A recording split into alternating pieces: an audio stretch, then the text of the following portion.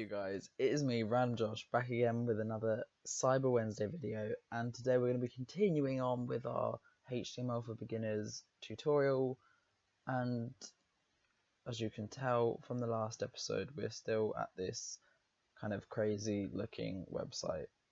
Now today I'm kind of moving away from what we were doing, looking into tags. I'm actually going to start looking into some kind of styling. So as you can probably see with the title, we're going to be talking about the differences between classes and IDs. Now this is probably going to be a really short episode, so I may add a second one out there depending if I can get it filmed in time. So first of all, let's just say what the hell is a class and what the hell is an ID. So obviously I can't show you exactly what they do, but what I'm just going to explain what they are. So within your tags, you can actually add extra bits and bobs. So like you see in the linking tag, we put this in there. So that is like an external kind of feature that you can add to it. So with this, you can add, you can do this with any of them. You can add an ID. Now what an ID is it's just a name that you can recognize it by. So this heading 1, can be main heading, and then that can be called upon later when we kind of do some external styling to basically focus purely on this. So if I was to put something to do with this main heading, it won't affect if I was to do like 10 different H1s. I'm not actually going to type in 10 different H1s, but I'm just going to like show you if I was to do that and I was to style this one differently, this one would visually be different, and this one would just be however H1 is normally styled. So classes are very similar to this.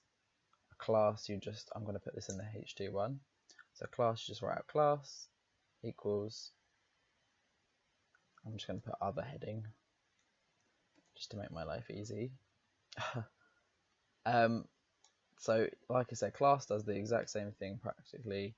I'm going to put in another H2 just so in the next episode I can jump straight back into this and explain really in detail what I'm talking about with this. But I'm not going to be able to show it fully because, you know, external style sheets, yes, we're going to be learning CSS eventually, but that is like a really future episode because I want to focus on the HTML side of things first, and then we're going to come back into it. But I just wanted to mention it now just so that you're understanding, if I do start using things like IDs and classes, what they are, why they're there, and how you can make use of them. So the main difference between these is an ID is for this thing and this thing only. So I can't use this ID again technically. So this is kind of like just a singular use thing. So if I do style the main heading, it's only ever going to affect this one. Now class is completely opposite, and class is, you can have multiple different things all with that same class. So I could put all of these under that same class and you wouldn't tell the difference between them. If I styled this one in a particular way, they would all be styled in that same way. So classes don't actually don't change, like, I don't know how I'm wording this, but you know, classes can change multiple things. That's what I wanted to say. IDs are primarily for one, classes multiple. So they both have their uses. Obviously, if you're just doing like your main page title, you don't really, if you wanted to keep it as a heading 1, but you didn't want to like lose the generic heading 1, you could just call this title. and then create your title, set whatever variables you need to put in, set, obviously you could do a class for that as well. Like, there's nothing stopping you from putting class to that, but setting it as an ID just ensures that in the future, if you were to, for some reason, accidentally try and set another one, it wouldn't, make a big difference. It would, just do what it should do. But yeah, so that's really good for kind of the singular use things like titles or whatever else you might need. Is your website, you do what you want to do with it, basically.